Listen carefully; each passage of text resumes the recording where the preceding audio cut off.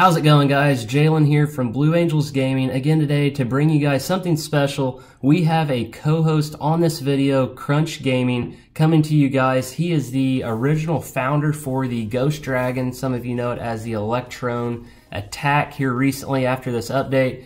It's been a really, I would consider it to be one of the top three best attack strategies out right now. As you guys have seen from the last few videos that I have came out with, it's a very vital attack, and today he is going to walk us through it. Since he is the one that came up with this attack, I thought I'd bring him on the channel, let him show you guys how he goes about these attacks. And I also wanted to just give him a chance at coming on, featuring his channel, because he is a new and upcoming YouTuber just like I am. So I will drop his channel in the description. Be sure to click on that, give him a subscribe. Let's do him a favor for coming on here and sharing this with you guys. So we're going to go ahead and jump right in. This is, he gets his content from Spartan's Legacy.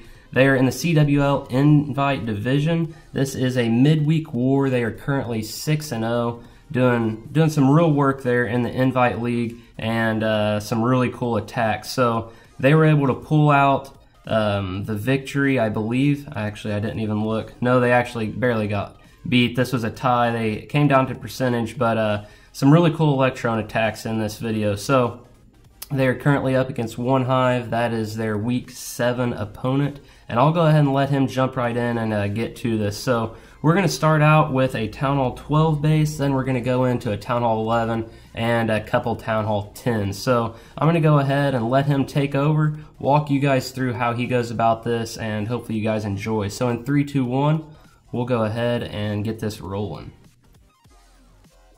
All right, man, appreciate you having me on. So the first attack we're going to be watching here, this is on Gehazi Bomber base number 2.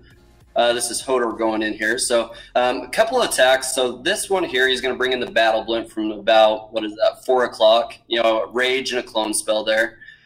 He ends up cloning the loons on this, and that's something that we've done a little bit in Spartan's Legacy to kind of evolve with this attack. Found some success in cloning, so you're going to actually see on one of the Town Hall 11 attacks as well, the loons also get cloned. So you're going to see the E-Drag go down, and wasn't as effective as he maybe wanted just because of that tornado trap, and that's a new trap to Town Hall 12 from about 2 weeks ago. So something to be careful with, but obviously wasn't detrimental to the attack. You know, still ended up pulling it out. So you can see now at about 12 o'clock, he's got the Sui Heroes down. Really on this base, and on these attacks, guys, you want to look for value in the Battle Blimp with that, you know, loons and E-Drag, where you're cloning, just, you know, obviously taking advantage of the chain lightning and such. But you see Hodor, he breaks in there at about 12, so he's going to get a couple air defenses, and then with the ability of the Archer Queen, ends up taking down the Town Hall. So it gets a ton of value, and that's going to leave him up with 3 hounds and about 25 loons. So another note too, Jalen, for your viewers, is we've been going with 2 clones more than 3 pretty frequent now, so just allows you more spells on the flight portion of the attack. So just a quick tip there for your viewers, you know, if they're still going with the 3 that you originally saw in some of my early videos, consider just going with the 2. It ends up, you know, having some success even with the 2 clones. But just a thought for you. Is that for Town Hall 12, or what Town Halls do you reckon? Go through the different Town Halls and say how many clones you would bring for each Town Hall, or is it 2 for every Town Hall? No, for sure. I think for both 12 and 11 for sure. You know, on Town Hall 10, you know, typically you're just going to have that 1 clone spell. Okay. So, you know, in this replay and then in the next replay that we're going to watch on base number 15, you'll see that same thing. And again, we're cloning the loons versus the E-Drag. Okay.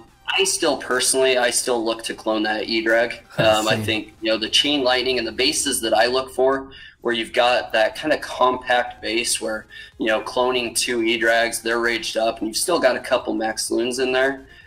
The benefit from that, I feel, outweighs cloning balloons, but the 2 clone spells, and you can still go with 3. It's kind of base dependent. This isn't a, you know, one set composition works on every base. There's still some tweaking to, you know, whether you're going to use wall breakers to break in or whatnot. So something to think about. But okay, we'll go ahead and scroll down to 15. and let me know when you're ready, and I'll counter down there for you. On you're ready, man. 3, 2, 1. So, before this attack starts, I do want to say the two most important questions that I have for you from my viewers on the videos.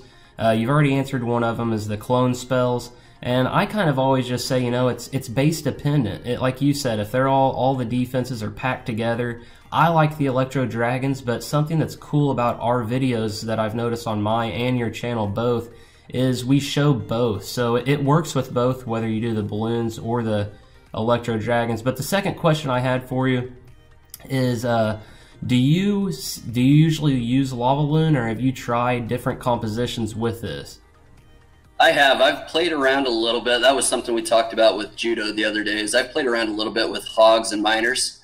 So I think there's, you know, viability with either of those strategies. Obviously, I feel, I mean, if you can execute a Lalo, air right now is just so strong, especially, you know, at Town Hall 12 with those, you know, what are they, level 7 balloons? Yeah. Super strong. So I just, you know, a lot of the guys in Spartan's Legacy are just kind of sticking with that air. But, you know, that's something, I mean, mess around with your, you know, friendly challenges, you know, test it out, see what you guys think. I think Hogs probably are a little bit more viable than Miners. I could be wrong, but, you know, we've kind of messed around with it a little bit. I agree with that. This one here, so again, you saw in the replay, he went ahead and cloned the loons. That was deliberate. I actually got in trouble from El Sajin. He runs this attack quite a bit. There was a video that I did where I actually, in the video, I self-admitted I didn't know if he intentionally did that. I got corrected. He did intentionally do that. And again, you can see in this video, he's doing the same thing by cloning those loons rather than the E-Drag. He just personally sees the value in, you know, kind of raging up those loons. And he still has the E-Drag in there to do its job, but then you saw the remainder of the base from, you know, kind of that southeast side. He just lava looned it from, you know, side to side and took it out. So ended up swagging about half a dozen balloons too, as you can see them coming from the southeast. I'll go ahead and fast forward through this. So another thing that I wanted to mention is, do you always suggest the order of the kill squad with the ghost drags, then the Sui heroes, then your composition? Or do you mix that up? I mean, I have to admit, I like that order when possible, but what I usually tell them is you just got to analyze the base and see what's best. Do you have any input on that? Totally. I think it's just dependent on your own personal preference, honestly. I mean, I guess there could be some, you know, differences, and if you can kind of pull the CC and maybe it's a witch, might be worthwhile having that poison in your army composition, just so that your Sui heroes can take care of that. I've also seen on the flip side, though, when that witch comes out, when you drop that blimp, you know, go ahead and rage clone that up. That witch can be problematic if you don't have a poison. So that's something to keep in mind. I've got a lot of questions on my own channel about that. So, you know, if you're hitting fresh, sometimes just taking those 2 clone spells and, you know, saving space for that 1 poison is definitely worthwhile, because if there's a witch in the CC, that's going to mess everything up. So, okay, we'll go ahead and jump to 25 when you're ready. Yeah, we've got a couple Town Hall 10s now, so ready whenever you are. Alrighty, in 3, 2, 1. All right, cool. So this base here, so he's going in. You can see the 2 clone spells there. He's got 4 haste and then the 1 rage. So again, rather than the 3 clone spells, you know, kind of tweaking that a little bit. But he comes in, and again, you've probably already hit on this in your own channel. At Town Hall 10, you don't even have the option to clone the E-Drag. Yeah. The capacity, I think, for a level 10 or a Town Hall 10 clone spell is, I think, 28, where the E-Drag is 30 spaces. So you're always going to be cloning the loons in these instances. So he kind of comes in with the battle blimp already.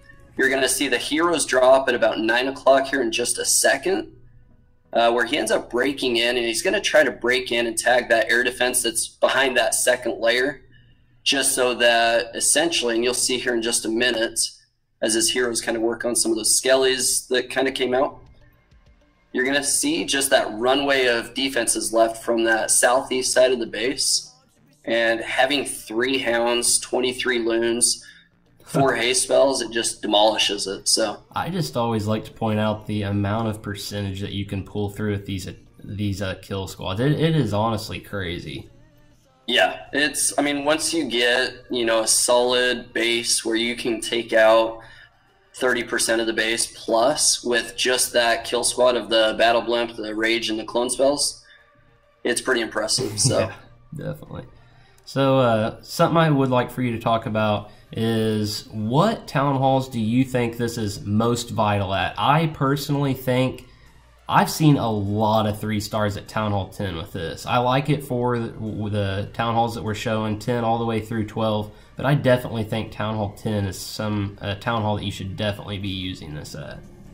Yeah, I mean, I agree.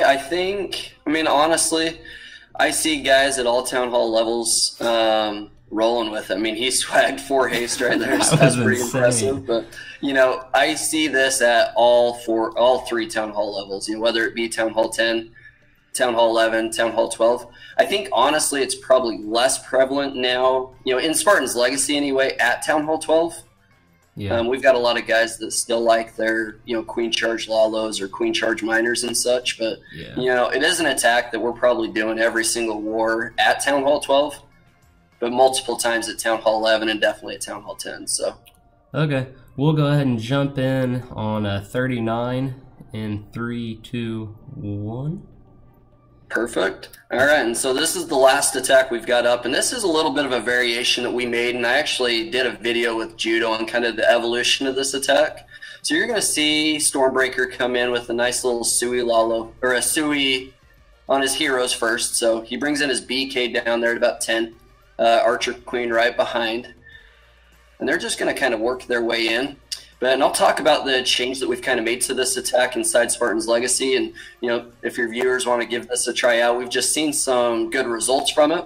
So essentially what he's going to be doing here is he's going to just add that battle blimp into his Lalo, where he still utilizes the clone spells and the rage, but rather than it be a 3-phased attack, it's more of a 2-phased attack where you've got the suicide portion of the attack.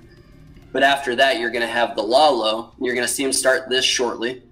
So brings in the Lalo from about 9 o'clock. You know, he's got those hate spells to kind of work from the outside in. But then the Battle Blimp comes in, and that's kind of acting as a hound. So for those Town Hall 10s, and this is something we're doing at 11 and 12, you know, you're going to go ahead and still do that same thing where you rage and clone that part of the attack. I really like this.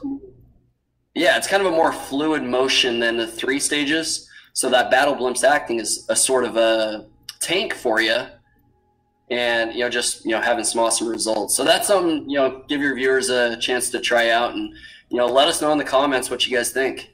Yeah, because I'm sure they recognize this, because there's a few pointers that I always mention in my attacks or my videos, and this is one of them. I personally love putting your troops down as quickly as possible. Say you're funneling with a queen walk. As soon as she creates that funnel, I say get your troops in there, because you don't want to just, it's like, say there is a few defenses. Are you going to sit there and send one barbarian in after the other one dies? No, because they're going to keep getting taken out. But if you just place them all, they're going to provide as shields for the other one. So I really like that, and they kind of decoy for the other troops. So I think you're going to see that really take over this strategy, actually. And this is the first time I've seen this, actually, too. Something to try out for sure. And he got a little unlucky. That Battle Blimp ended up somehow avoiding the queen for about 95% of the raid, but wasn't enough to hold him off. One last thing I'd like you to cover on. I was trying to get to it, but we were pretty busy. What defenses do you always suggest sending your blimp into? I always suggest, obviously, the queen and the clan castle troops. And the things that are kind of extras after that you try to shoot for is air defenses and whiz towers. Would you agree with that? Sure. I think first and foremost, I'd agree with you on the Archer Queen. I mean, I think that's something that you have to take into account. More often than not, it's with the Battle Blimp. So, make sure you're kind of having that thought process when you're planning the attacks. The other thing, I think, right up there with air defenses, I think Infernos or something. If you have single target Infernos and even multis where you're not using a haste to kind of get through those with your Lalo, I think that can be problematic too. So my list would definitely be probably the Archer Queen's #1 for sure, followed by air defenses and those Infernos. But Wizard Towers are up there too. Okay, and do you usually for sure try to take out the Clan Castle troops, if not with your kill squad, with your Sui heroes? Typically, yeah. Okay. I mean, a lot of times it ends up being if you don't take it out with the Ghost Electrone portion of the attack. A lot of times your heroes, because we're